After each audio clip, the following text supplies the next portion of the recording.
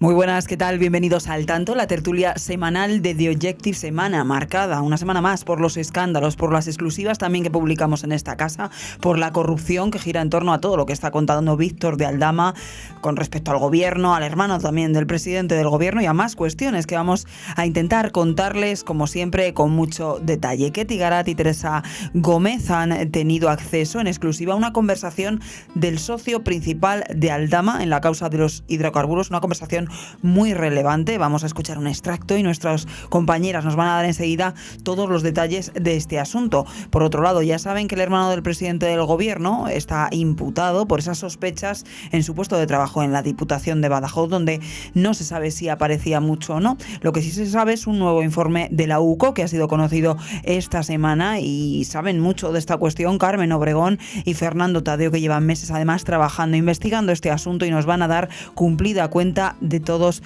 los detalles del mismo. Pero también en este episodio queremos pulsar la situación en Valencia, en la semana que se cumple ya un mes de la tragedia vivida allí por la riada. Allí se ha desplazado nuestro compañero Enrique Recio, que lleva varios días recorriendo la zona y que nos va a contar cómo está la situación. Arrancamos ya.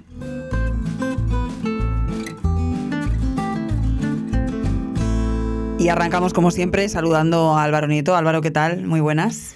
¿Qué tal, Rocío? ¿Cómo estás? Pues una nueva semana marcada por las exclusivas de The Objective, por los comentarios de Aldama pues en esa entrevista que dio en la cadena COPE, marcada por la corrupción. Esto parece que no acaba nunca, Álvaro, que acaba de empezar, que está terminando. Bueno, pero para nosotros nada de esto es nuevo, ni siquiera para nuestros lectores que lo han seguido minuto a minuto. Les suena mucho la música ya. Hombre, ellos conocen mejor que nadie todos estos escándalos porque los hemos ido publicando en The Objective. Aquí están la mayor parte de las informaciones publicadas, que ahora ya están en todos los medios de comunicación, ¿no? Esto es la realidad. Nosotros el equipo de este periódico lleva desde el año 2020 trabajando en estos asuntos.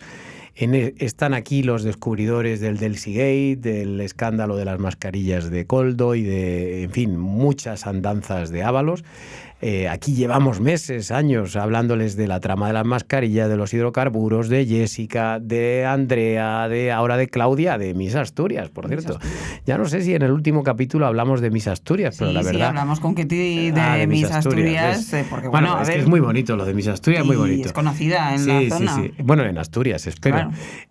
Bueno, el caso es que efectivamente ahora hemos pasado a otra fase en donde, claro, una vez que se detuvo por estos escándalos a varias personas y ya hay varios imputados y ya hay, digamos, una serie de pruebas que demuestran que hay una organización criminal que no sabemos todavía qué grado de extensión tiene, pero que, bueno, en fin, que tiene su epicentro como mínimo en el Ministerio de Transportes, que dirigía José Luis Ábalos. Bueno, pues han empezado a sumarse el resto de medios de comunicación, de lo cual yo me alegro. Pero, claro, es extraño que lo hagan alegremente porque han estado durante un montón de tiempo negando lo que publicábamos, desacreditando nuestro trabajo, insultándonos públicamente, tanto los políticos como algunos supuestos periodistas. Y ahora, pues bueno, es muy gratificante ver cómo efectivamente todo el mundo habla de Aldama, todo el mundo habla de Ábalos y no precisamente para bien. Cuando Ábalos ha estado paseándose por las redacciones de medio país, blanqueando su imagen y como un santo varón. Y hasta como un tertuliano más. Hasta hace muy poquito tiempo, efectivamente. Y el último capítulo de toda esta historia es, como sabemos, que Aldama estuvo ante el juez declarando voluntariamente durante 2 horas. Hemos podido escuchar su declaración íntegramente porque la hemos publicado varios medios de comunicación. Y después hemos tenido también la suerte de escuchar a Aldama en la cadena COPE en una entrevista en la que yo estuve presente porque, bueno, ese día estuve allí en el programa de Carlos Herrera y la verdad es que fue una entrevista importante. ¿Por qué? Bueno, pues porque era la entrevista más buscada en este momento, ¿no? Yo creo que aquí hay 2 entrevistas, ¿no? La de Rejón y la de Víctor de Aldama. Rejón no sabemos en qué país. Rejón ya, yo creo que ha dejado. No, pero sigue siendo interesante hacerle una entrevista a Rejón. Lo que pasa es que no sé en qué país se ha ocultado o está oculto. y no sé si algún día volverá. Pero en cualquier caso, Carlos Herrera se apuntó un enorme tanto con esta entrevista de Víctor de Aldama. Y yo me encontré, mira, voy a aprovechar para darte algún detalle, ¿no? Yo me encontré a un Víctor de Aldama bastante tranquilo, hablando con bastante confianza, con bastante seguridad. Y aunque es cierto que estamos obviamente ante, en fin, un tipo que es poco de fiar, porque es un tipo que claramente es un corrupto, es decir, de hecho la UCO le llama el nexo corruptor, es decir, es el hombre que bueno, pues ha provocado que los políticos al final pues hayan dejado corromper. Y es verdad que él explicó, bueno, yo es que me veía obligado a pagar porque si no, no tenía contratos del gobierno y tal. Es verdad, estas cosas pasan, ¿no? Es que ahí yo creo que el peor es el que paga, ¿no? Yo creo, pues no. Aquí, sinceramente, mi opinión es que es peor el político o el funcionario que exige dinero, Claro, el político, el funcionario. Eso es. Pero luego, evidentemente, la corrupción siempre hay otra parte y es el empresario que accede a dar ese dinero. Evidentemente, muchas veces lo hace por necesidad, porque no hay otra manera de tener contratos, dependiendo del sector económico en el que se opere. Pero en cualquier caso, no hay que perder de vista que estamos ante gente que efectivamente ha hecho cosas malas y por eso están imputados y por eso probablemente algún día serán condenados. Lo que pasa que en el caso de Aldama, pues tendrá algún tipo de atenuante por colaborar con la justicia. Vamos a ver qué tipo de pruebas consigue aportar en los próximos meses, en las próximas semanas. Él dice que tiene pruebas de todo, vamos a ver qué tiene.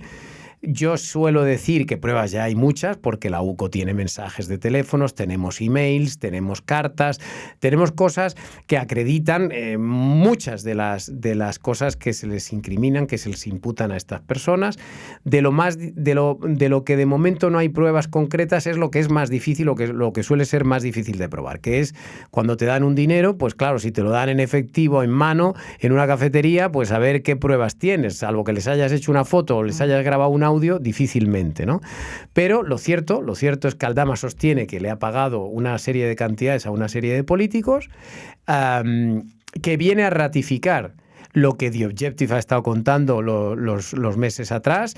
Es decir, aquí hay que recordar que nosotros sacamos a uno de los socios de Aldama hace 2 meses con una información en la que a cámara, pero ya con la voz y con la imagen distorsionadas, bueno, pues nos contaba abiertamente que habían ido en 2 ocasiones a la sede de la calle Ferraz con bolsas con dinero y en concreto entregando 90.000 euros por indicación de Aldama. Es decir, que la versión de Aldama coincide porque va en la misma línea que la de esta persona que habló con nosotros. Y evidentemente ahora vemos como hay otros periódicos que se están sumando a esta línea de trabajo, es decir, cuando han estado durante semanas negándonos el pan y la sal, cuando han estado durante semanas acusándonos de bulos, cuando han estado castigando al partido... Hasta de Jessica. Sí, bueno, y sobre todo en el tema de las bolsas con dinero, me interesa que subrayemos esto porque durante semanas han estado negando el asunto, se ha estado criticando al Partido Popular por llevar una querella a los tribunales, querella que ha sido archivada, es verdad, porque probablemente faltaban todavía datos, faltaban todavía pruebas, no había un testimonio a cara descubierta, pero hay que recordar que esta persona que habló con nosotros fue luego al notario, como contamos debidamente aquí, y por tanto eso indica que esas personas, son 2 personas con las que solemos hablar, en algún momento colaborarán con la justicia, seguro. Está muy de moda esto de ir al notario. También es que Lobato, claro, esta semana ha pasado... A Lobato se lo han cepillado. Mira, aprovecho para decir que a Lobato se lo han cepillado y probablemente es el tío más honesto que ahora mismo hay como dirigente político en el Partido Socialista, porque un hombre limpio que cuando ve un delito, en fin, tenía que haber ido al juzgado, es verdad, pero bueno, por lo menos fue al notario y sin embargo es el que se tiene que ir a su casa. Fíjate qué injusta es la vida, ¿no? Cómo estará de mal la política que el único limpio se tiene que ir a su casa. Yo espero que Juan Lobato en algún momento pueda volver a la política. Estoy seguro de que tiene mucho que decir en el Partido Socialista y en el futuro del Partido Socialista. Y creo que lo que ha hecho es una retirada táctica para volver con más impulso cuando toda esta gente que ahora mismo gobierna pase a mejor vida. ¿Qué más te tengo que contar? Que estamos publicando un montón de escándalos, de exclusivas, sobre todo relacionadas con el caso hidrocarburos, con el caso mascarillas, con todo el tema de Aldama. Que los oyentes tienen que estar permanentemente conectados a theobjective.com porque van a ver cosas extraordinarias en los próximos días. En los próximos días. Todo el rato, o sea. Eso es. Y que vamos a tener la suerte de hablar en este podcast con varios de los protagonistas, de los periodistas que han tirado de la manta de estas informaciones y que por supuesto merecen toda nuestra felicitación por el buen trabajo que están realizando. Pues vamos a llamarles ya a esos periodistas. Venga, y por supuesto, como sé que vas a poner ahora un corte, si hay niños escuchando, tápenle los oídos, por favor, que es un poco fuerte lo que van a escuchar a continuación. Llevan 3 años de investigación. Villafuel se la han follado entera. Se han follado a mi hermana entera. Se han follado todo. Y pues normal que al final es que es una investigación de hace 3 años. Y que yo he hecho todo lo que tú quieras, ¿vale? Que estoy hasta la polla, que hay que darte detenidos a mí. Y me voy a llevar a todos por delante. ¿Te ha quedado claro? No va a quedar ni uno. Ya está, se acabó la conversación.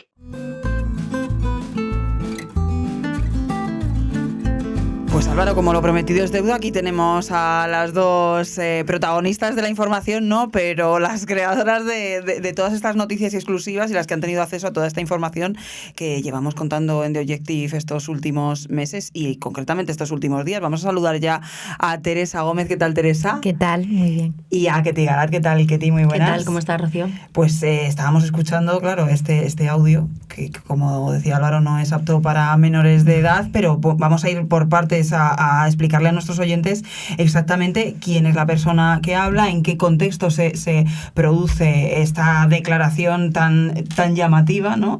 Y cuándo, sobre todo, porque hay que, claro, saber en el momento temporal en el que se producen estas declaraciones en el ámbito todo de la trama de los hidrocarburos.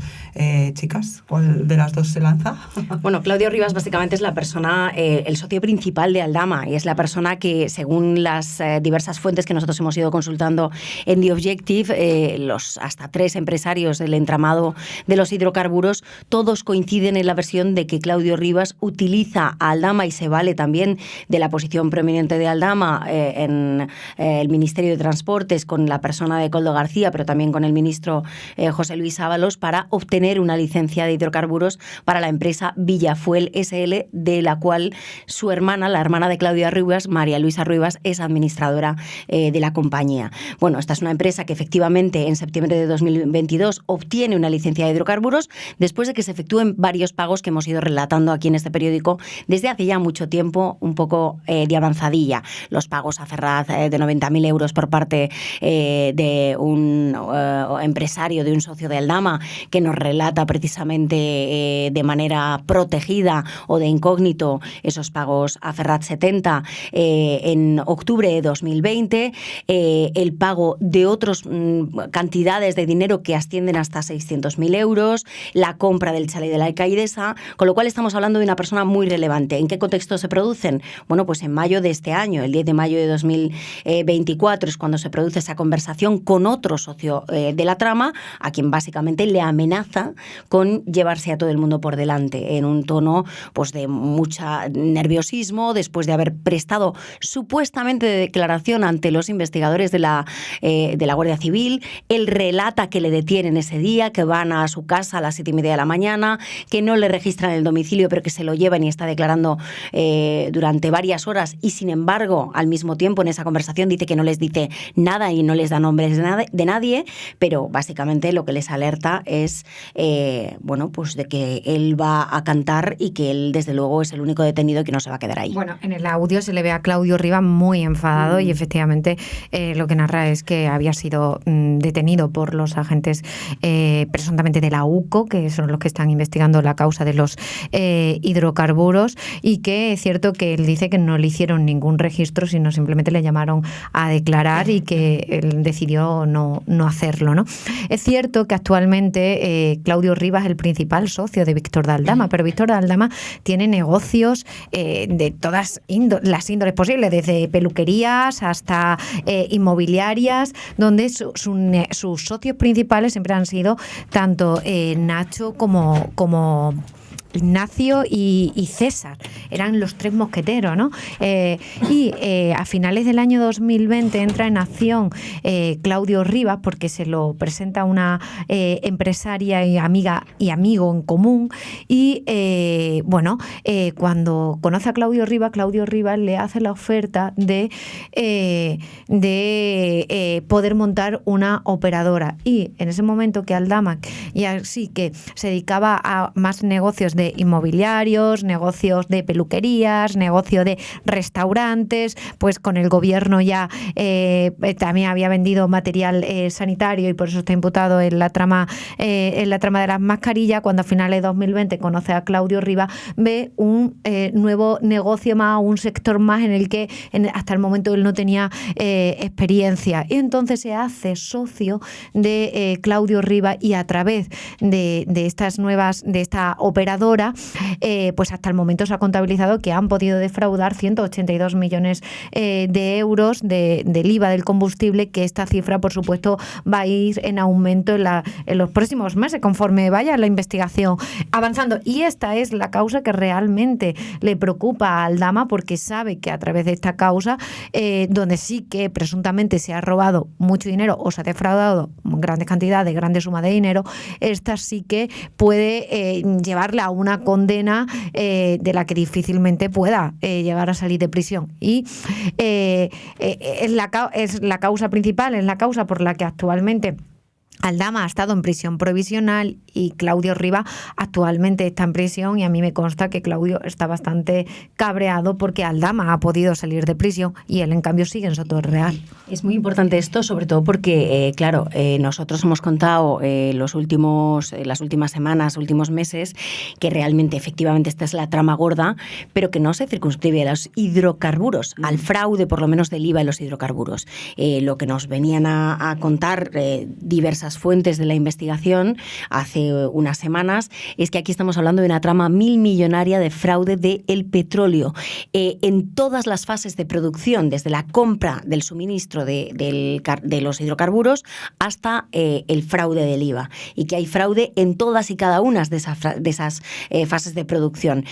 Hablamos de petróleo de Venezuela, hablamos de petróleo de Rusia, de evadir precisamente las sanciones a la compra de estos productos en esos 2 países determinados. Por eso se refinaba el petróleo en otros países, en terceros, como República Dominicana, desde donde vinieron, otra información de The Objective, hasta 11 cargueros que trae precisamente Claudio Rivas, cargueros de 50.000 toneladas de petróleo, con lo cual estamos hablando de unas cantidades muy importantes que habrían venido pues desde el año 2022, que es cuando empiezan precisamente a afianzarse esas relaciones en esta causa o macrocausa, que seguramente sea la que más se dilate en el tiempo y la más compleja y la más sofisticada. Es un entramado muy complejo. Nosotros, cuando contamos lo de la trama millonaria, hablamos de hasta 10 países. Estaban inmersos países como Portugal, que creo que es relevante, Brasil, Colombia, República Dominicana, China, Georgia, Rusia. Y el problema con el que ahora se encuentra la Audiencia Nacional es que es cierto que Portugal, por ejemplo, es un país que sí que colabora con la justicia española, pero hay otros países, como por ejemplo China y demás, que cuando se le envía una comisión rogatoria, pues se dilata muchísimo en el tiempo y en muchas ocasiones ni siquiera llegan a contestar. Entonces, cuando el fraude y el dinero no se encuentra únicamente aquí en España, como por ejemplo ocurrió con otras tramas de corrupción que afectaron al Partido Popular, como puede ser Púnica, Lezo, Gürtel, ¿no?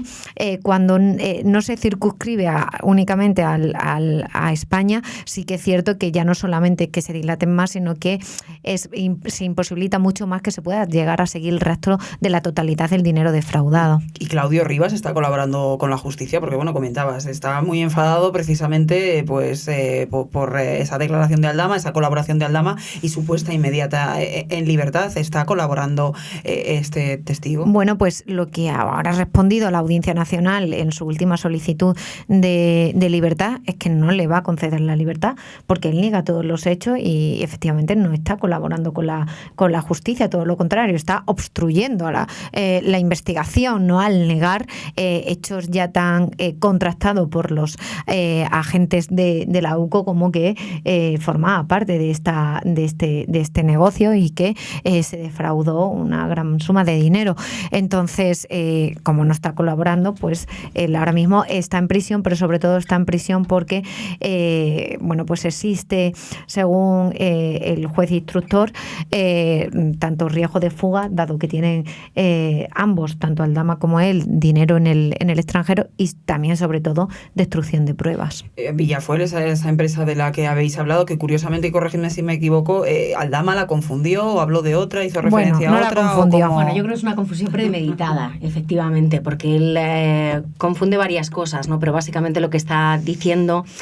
Él, como bien decía Teresa, la trama que le preocupa realmente es la de hidrocarburos, y de hecho nos consta que ha habido cierta sorpresa en el ámbito de la agencia tributaria por que el señor Aldama esté inmiscuido en estas operaciones con Claudio Rivas, que es un viejo conocido precisamente en el entramado de los hidrocarburos. De hecho, él mismo, en el audio que publicamos en The Objective, habla de que llevan 3 años de investigación, mucho más tiempo del que venimos escuchando hablar de los hidrocarburos, al menos en los medios de comunicación, ¿no? Con lo cual, bueno, pues lo que sabemos básicamente es que ahora mismo pues existe una preocupación creciente en el seno de la agencia tributaria por ver hasta dónde llega todo este entramado de los hidrocarburos y la implicación de Claudio Rivas. Y por eso decía yo antes lo de la dilación de los tiempos. Normalmente las tramas de los hidrocarburos se prolongan más allá de los 5 años, incluso más allá de los 10 años,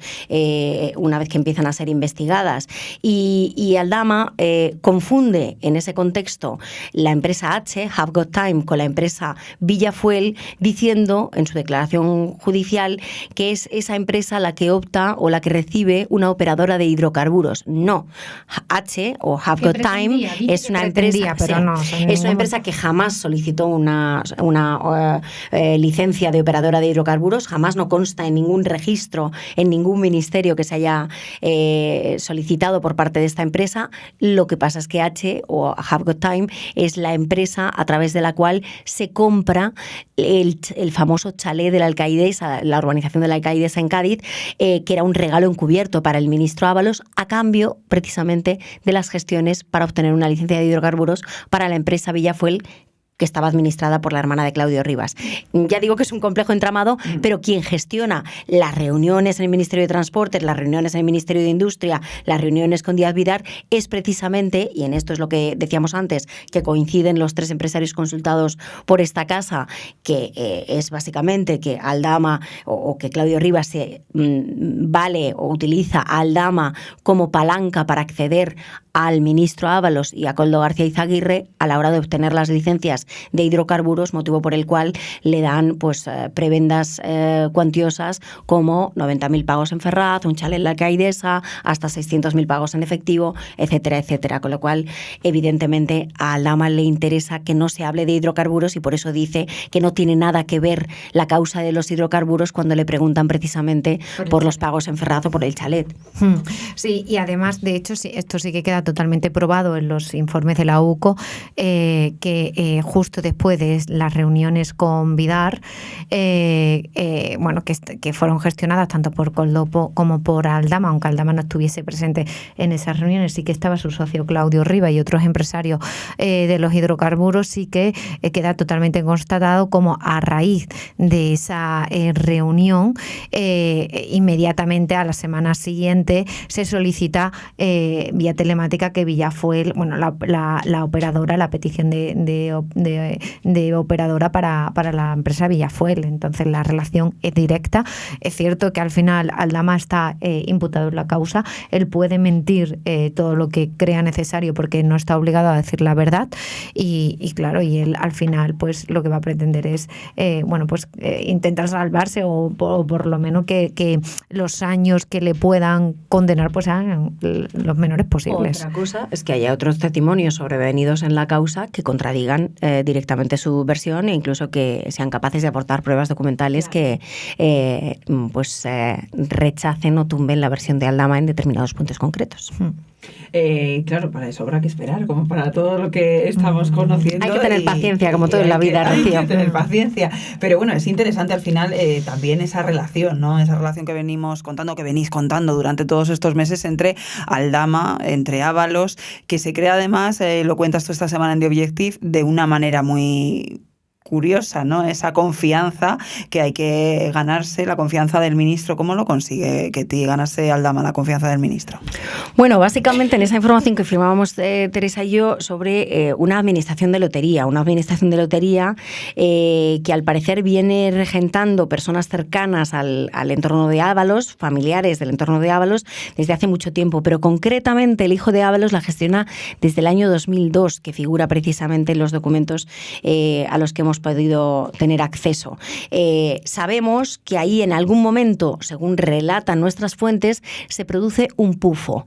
En el traspaso precisamente de esa administración número 46 de Valencia, de lotería, pues que ya no regenta el hijo de Ábalos, Víctor Manuel Ábalos, pero que para resolver ese pufo, pues Víctor de Aldama recibe una información muy valiosa precisamente del PP valenciano. La primera mujer de Víctor de Aldama, llamada Ana, estaba vinculada precisamente al PP valenciano y le cuentan pues que el hijo de Ábalos tiene un problema con esa administración de lotería. Se lo cuentan en el verano de 2018.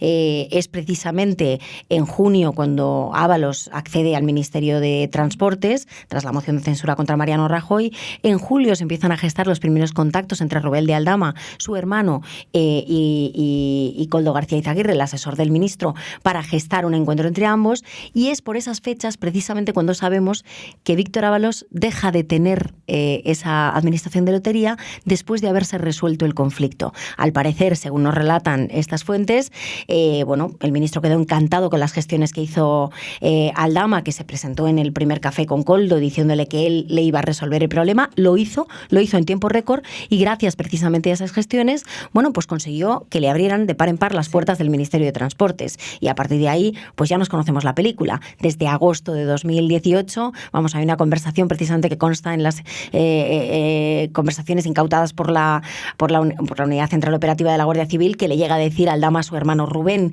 al final te vas a hacer una casa como la mía, ¿no? Gracias precisamente a esa capacidad, a esa demostración de fuerza que hace Aldama y esa capacidad que tiene de conseguir de repente, con muchísima premura, pues que le incluyan en delegaciones oficiales para ir a un viaje a México, para gestionar el Tren Maya. A partir de ahí, se va gestando una relación personal. Sabemos el cumpleaños de Ábalos, que lo organiza precisamente Aldama con Koldo en su restaurante particular. Ese es cómo se teje básicamente la red que luego permite pues iniciarse primero con el chocolate del loro, las mascarillas, y luego ya con operaciones a gran escala, que eran el resto de los negocios. También, es que claro, hemos ido conociendo tantos detalles a raíz de vuestras informaciones, que luego la declaración de Aldama ha confirmado muchas de esas cuestiones e incluso ha añadido otras, como que hacía de chofer, ¿no? Eso decía Aldama, de chofer en vez para sus cuestiones más privadas del presidente del gobierno, precisamente. También hacéis referencia vosotros en vuestras informaciones y lo contasteis en exclusiva, que uno de los coches de Aldama apareció tiroteado. De hecho, él también. Hemos hablado con Álvaro de la entrevista que ha ofrecido en la cadena COPE, en la que argumenta su cierto temor por su integridad personal y la de su familia a raíz también de ese suceso.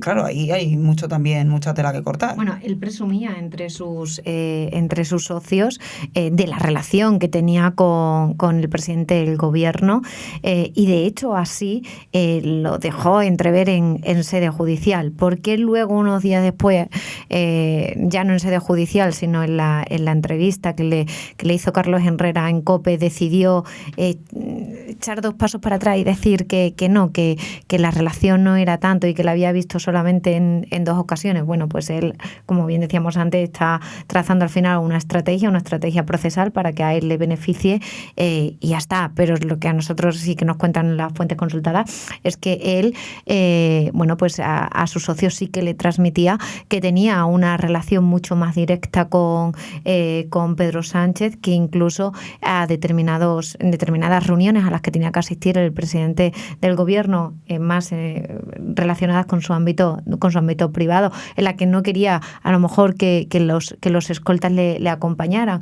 Pues por una cuestión muy sencilla, ¿no? Porque los escoltas suelen rellenar unas hojas, unas bitácoras se llama, y quizá pues no querían que determinadas movimientos del propio presidente que pueden estar más relacionadas con su esfera privada e íntima, pues nadie tuviese conocimiento de ella. Y dado a la amistad que había fraguado con Víctor de Aldama, a nosotros nos cuentan que Víctor de Aldama hizo de su chofer en BE, y que incluso cuando acompañaba al presidente del gobierno a determinadas reuniones, mientras hacía tiempo y lo hacía con varios de sus socios a los que le contaban a quién acababa de llevar. Esto lo hacía en un vehículo, que este vehículo es el mismo que unas semanas antes de ser detenido por el caso de los hidrocarburos, pues recibió hasta 3 tiros en concepto de amenaza, ¿no? O al menos así lo entendió él,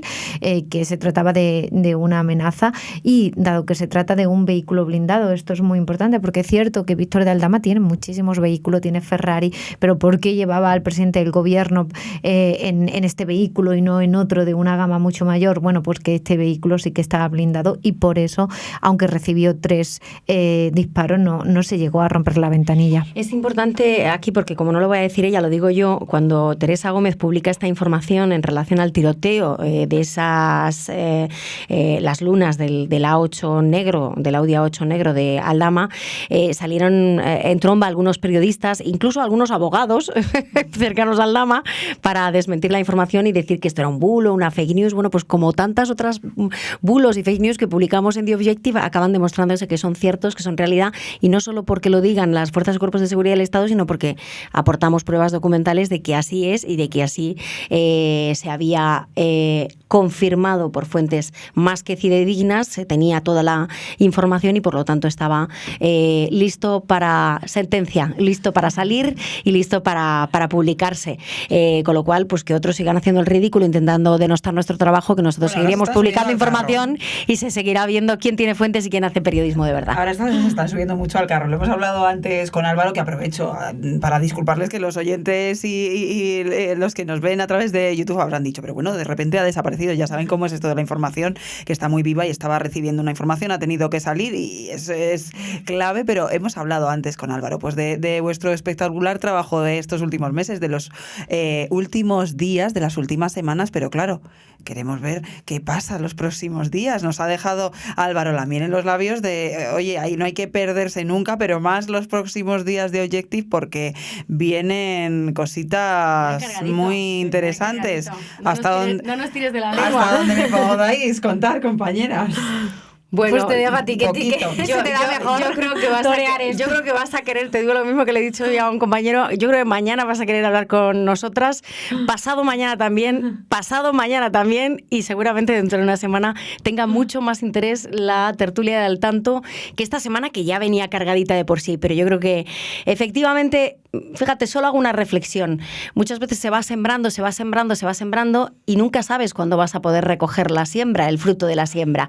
Pero nosotros llevamos sembrando mucho tiempo, no paramos de recoger, viene muy buena la temporada y creo que hemos sembrado bien, porque ha habido mucho trabajo, ha habido mucho sudor para llegar a donde estamos, y quien se sentó a esperar o a verlas venir, como el cuento de la cigarra y la hormiga, pues ahora mismo se queda sin cosecha y nosotros estamos repletitos.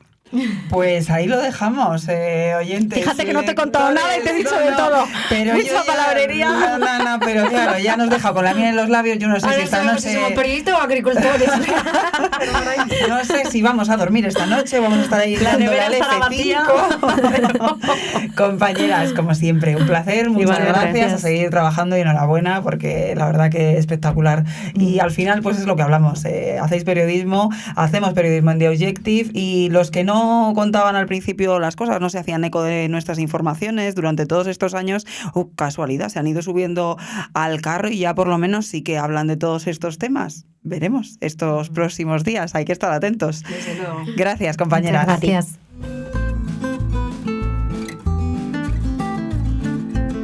Y de todo el tema de los hidrocarburos, de Aldama, de todo lo que hemos estado hablando con nuestras compañeras del socio de Aldama, vamos a saludar ya a nuestros compañeros Fernando Tadeo. Fernando, ¿qué tal? Muy buenas. Hola, muy buenas. Y a Carmen Obregón. Carmen, ¿qué tal? ¿Qué tal? Muy buenas. Decía yo al principio, en la introducción de este episodio, que íbamos a hablar del hermano de Pedro Sánchez, está imputado desde hace tiempo, ahora matizaremos, ¿no?, su situación, pero ¿qué es la actualidad, digamos, de esta semana? Pues ese nuevo informe de la UCO en el que, pues bueno, se dan bastantes pistas sobre ese cuestionado, ¿no?, contrato, ese cuestionado trabajo en Badajoz.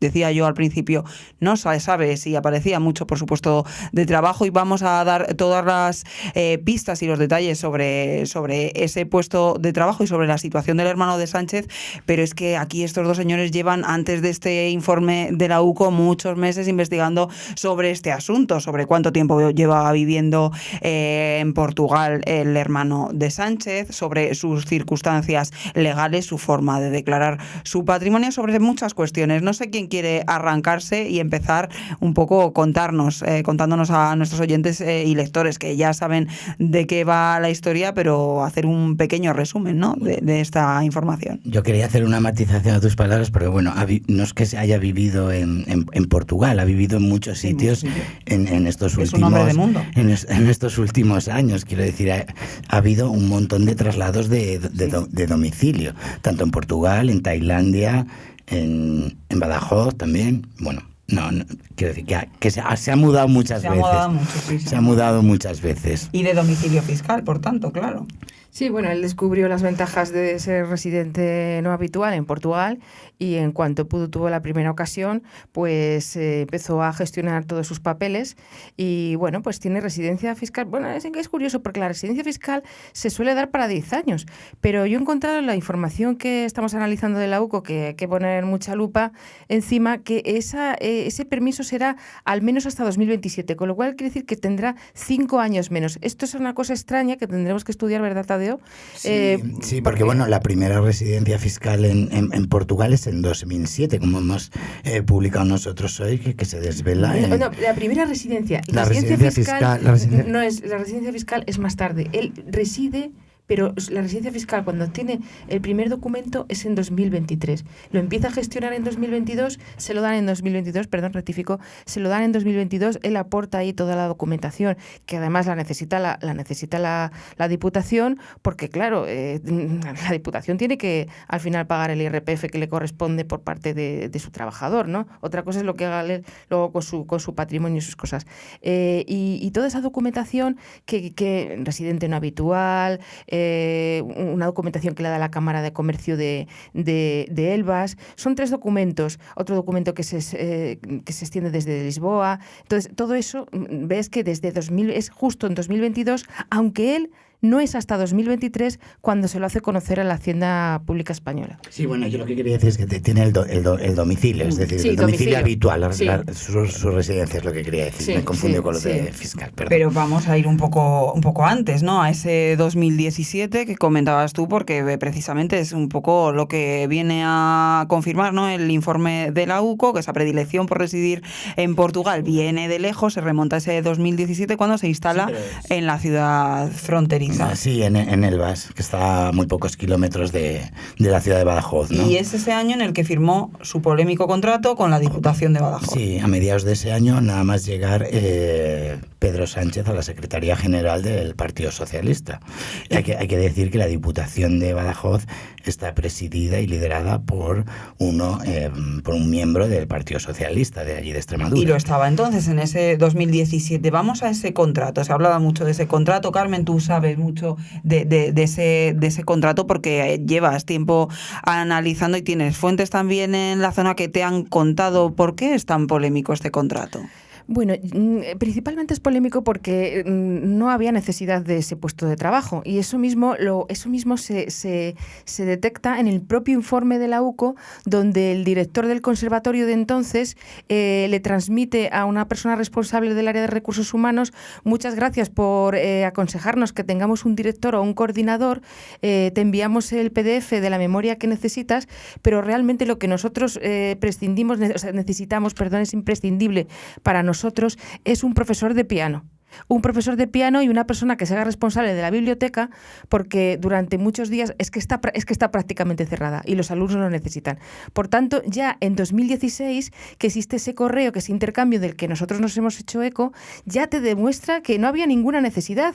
Entonces, no obstante, se presupuesta, se aprueban los presupuestos la idea de que se puede ampliar, puede haber un nuevo coordinador, y no es hasta 2017, ya pasado 2017, cuando sale el concurso oposición. Un concurso oposición que se hace a medida, solo falta el nombre, el apellido y el DNI del hermano del presidente del gobierno, porque todos los requisitos que piden son los que tiene el hermano. Entonces, bueno, pues es curioso. Carmen, pero, por favor, casualidades. Sí, casualidades. Oye, pasa uno por allí y mira por dónde tú, David Sánchez Pérez Castejón. Y este es el regalo. Y una de las cuestiones que también se están analizando también es la presencialidad, entiendo, en un puesto de trabajo de estas características, y es lo que también se intenta determinar para ver qué hay detrás de esa creación, de ese puesto de trabajo. Sí.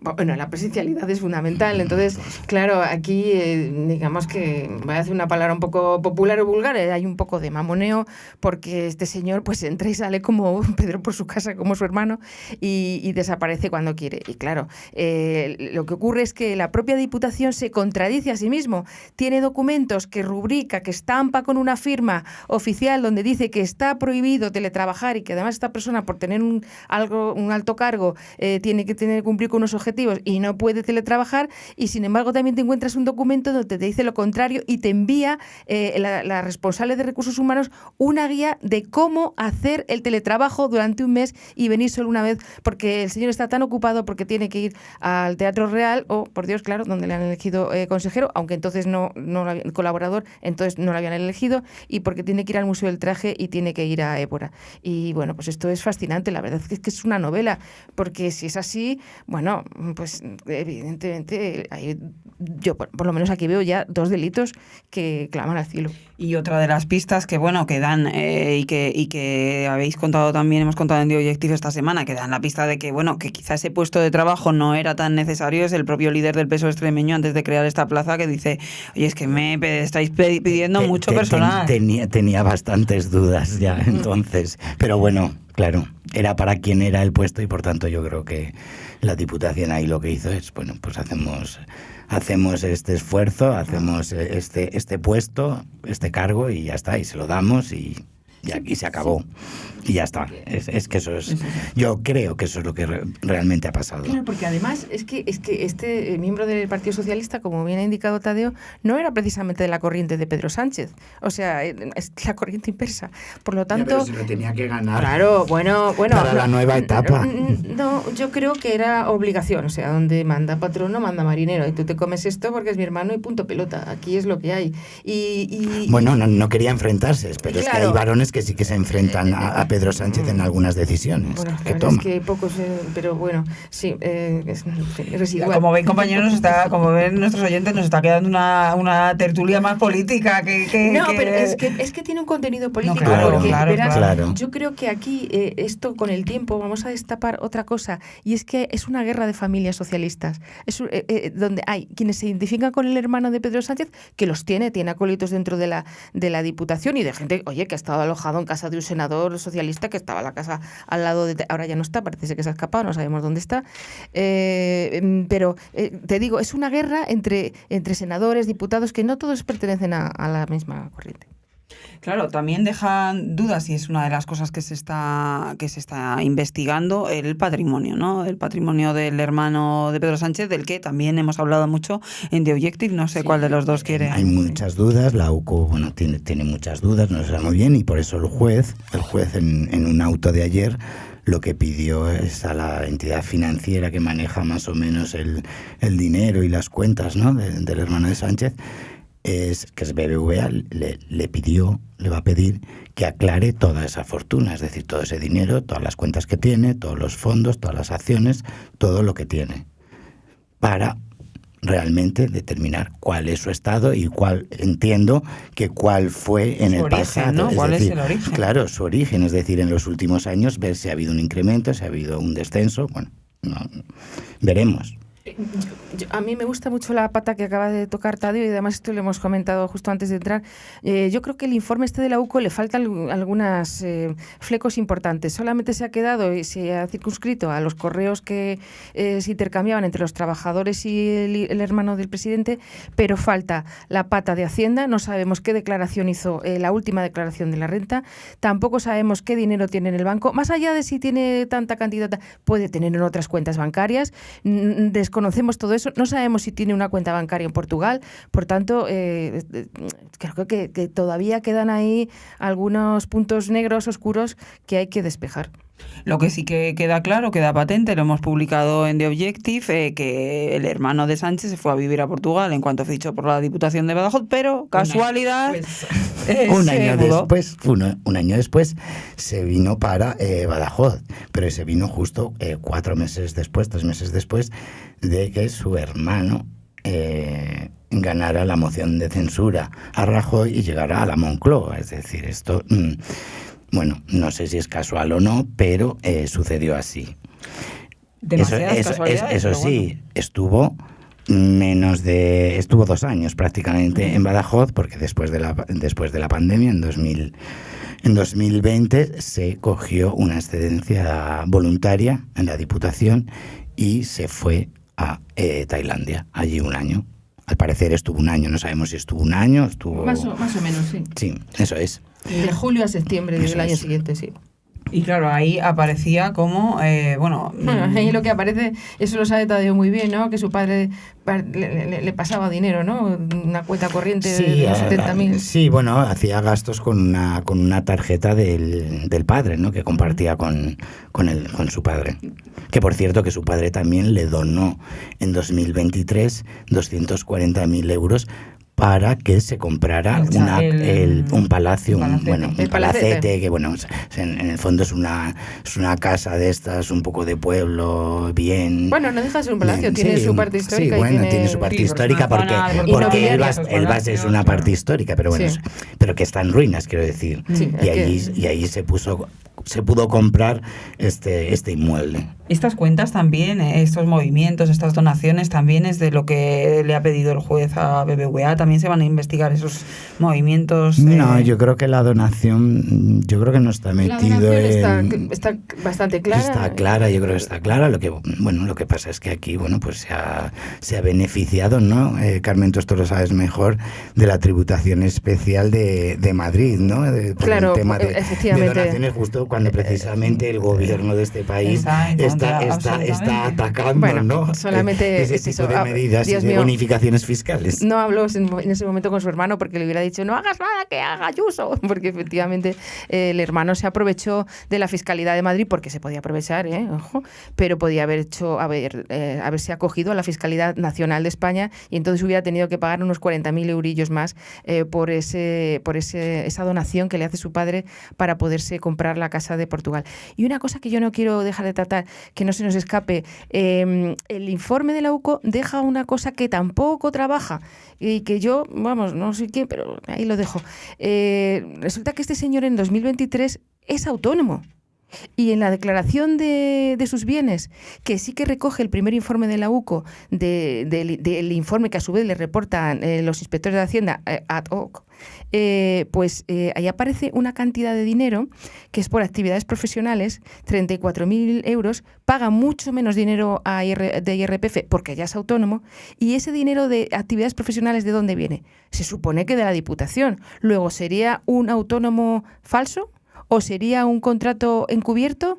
Eso hay que investigarlo. Eso hay que investigarlo. Como ven, lo que les he contado es que aquí mis compañeros llevan muchos meses ya trabajando este asunto. De hecho, este asunto de la tributación en Madrid, yo creo que, Carmen, corrígeme si me equivoco, pero sí, incluso lo publicaste en verano o después del verano. Llevan muchos meses trabajando en este asunto, y como en el caso de Aldama y en el caso de los hidrocarburos y en el caso de Ábalos, pues este informe de la UCO viene un poco a corroborar las informaciones que en The Objective muchos de nuestros compañeros, como es vuestro caso, venís contando desde hace meses. Vamos en The Objective, un pasito por delante. Compañeros, como siempre, muchísimas gracias. Muchas gracias. Gracias. Pues bueno, estamos terminando ya y, como les decíamos al principio, no queremos marcharnos sin pulsar cómo está la situación en Valencia cuando se cumple un mes de la Dana, de esas trágicas y dramáticas imágenes, de esa dramática situación que vivieron muchos ciudadanos y que, bueno, pues que todavía sus efectos continúan. Allí está nuestro compañero Enrique Recio, que se ha desplazado a la zona pues para ver cómo está la situación, como decimos, un mes después de esa riada. Enrique Recio, ¿qué tal? Muy buenas. Hola, ¿qué tal? Pues llevas unos días recorriendo la zona cero, cuando ha pasado ya un mes. ¿Qué imagen has encontrado? La imagen es terrible. Yo creo que un mes después, yo creo que la vuelta a la normalidad es algo que todavía muchos ni siquiera pueden imaginarse. Sobre todo en el que se ha conocido como el epicentro de la catástrofe, que cuando tú lo ves verdaderamente es así, porque es increíble, es Paiporta. Es una cantera de barro, de polvo en suspensión. Queda muchísimo por hacer, ¿no? Y te lo cuentan los vecinos. Me llamaba la atención que he visto, ¿no? Dos negocios abiertos, el resto el resto están todos o destruidos o están intentando están intentando arreglarlos de la manera en que pueden, con el dinero que tienen o con el que le han prestado. Gente todavía que no ha podido bajar de sus casas porque son ancianos y los ascensores no funcionan. La presencia de voluntarios, del ejército, de bomberos es continua, eso es cierto. O sea, hay un montón de tractores, de camiones, están tratando de limpiar, de higienizar lo máximo posible, pues todo, ¿no? Pero es que lo difícil de entender cuando estás allí es cómo no ha podido quedar ni siquiera un metro cuadrado sin barro, o sea, sin que la riada arramplase con todo, ¿no? Y luego te cuentan que precisamente Paiporta está ubicada entre el Barranco del Pollo y luego el río Júcar. Entonces, desbordaron los dos, desbordaron de una manera increíble. Entonces, la riada arrampló, o sea, cayó sobre todo el municipio. Enrique, como decimos, ha pasado un mes. Al principio, pues claro, en los primeros días estaban allí todos los medios de comunicación, los voluntarios, el foco estaba puesto en la zona, pero claro, los ánimos, después de un mes, de los ciudadanos que viven allí, que tienen que enfrentarse todos los días a una vida que les ha cambiado completamente, ¿cómo están los ánimos? Hemos estado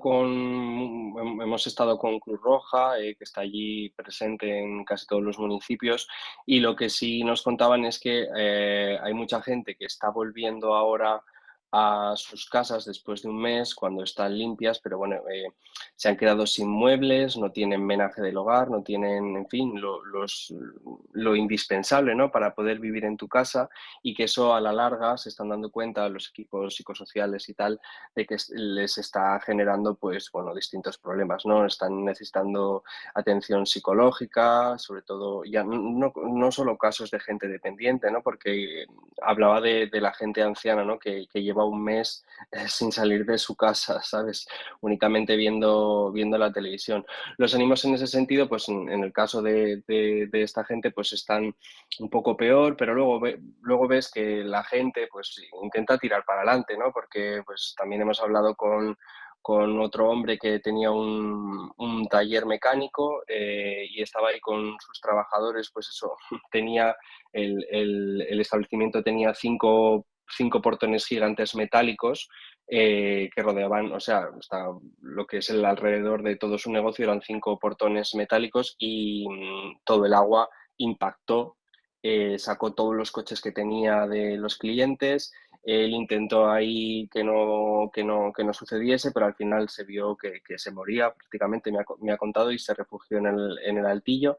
Pero bueno, me decía, esperemos que dentro de 4 meses pues podamos volver a la normalidad, ¿no? Pero no lo tienen claro, ¿no? Luego, otra señora que decía que lo había perdido todo, que tiene 51 años, que está sola, que claro, su negocio era una peluquería y le pilló con todos los clientes dentro, ¿no? Y se enteró porque a un cliente le llamó su hijo, de que la riada se estaba desbordando, ¿no? Y te dice que no tiene nada, que en el ayuntamiento le han dado cita para el 26 de diciembre para empezar a gestionar las ayudas que está dando el ayuntamiento, la Generalitat, o no sé, han creado una oficina como para gestionar esto. Y bueno, pues hay los ánimos, pues los hay de todo tipo, ¿no? Y luego también has hablado de personas dependientes, de gente mayor, de ancianos. También qué importante los niños, porque claro, muchos de los colegios siguen teniendo su colegio habitual cerrado, les han destinado, les han recolocado, digamos, temporalmente en otros colegios de Valencia o de la zona, pero claro, esto en algunos lugares se va a terminar y los niños, pues algunos van a tener que volver a las clases online como en los peores meses de la pandemia, con lo que esto supone, pues teniendo esa circunstancia en casa y con unos padres que tienen que ir a trabajar. Sí, efectivamente. Por ejemplo, en localidades como Paiporta, me centro en Paiporta porque es por lo que hemos visto, ¿no? Llevamos recorriendo algunos días distintas localidades, en otras se empieza a ver pues un poco un atismo de volver a la normalidad, como en Algemesí o en Benetúser, que hoy han abierto recientemente los colegios y han vuelto 1000 niños, pero en Paiporta han puesto lanzaderas para trasladar a los niños a otros colegios de Valencia, donde me contaban también que los profesores están doblando turnos, porque claro, tienen el doble de alumnos ahora, ¿no? Claro. Y también están preocupados precisamente por la gente que se examina de la selectividad este año, ¿no? Que todos sabemos que es un año muy importante y claro, pues no poder ir a clase o no tener a tu alcance los conocimientos necesarios para superar la prueba, pues, o profesores, etcétera, pues te puede complicar mucho la vida, ¿no? La verdad que es que lo que ha pasado es muy dramático, supera todas pues las expectativas y las previsiones que teníamos, y en la recuperación, como dices, pues sí, como te comentan, va a ser mucho más larga de lo que se pensaba. Van a ser meses, si no años en algunas zonas. Enrique, te mando un abrazo muy fuerte. Supongo que en estos días leeremos, pues podrán leer en The Objective una extensa crónica de nuestro compañero, un reportaje extenso sobre todo lo que ha visto en la zona, y te mandamos un abrazo muy fuerte. Muchas gracias. Muchas gracias, Rocío. Un abrazo. Y muchas gracias a todos ustedes también, como siempre, por escucharnos un episodio más. Ya saben, pueden encontrarnos en nuestras redes sociales, en nuestra página web www.theobjective.com y, como no, en su plataforma favorita de podcast. Un abrazo.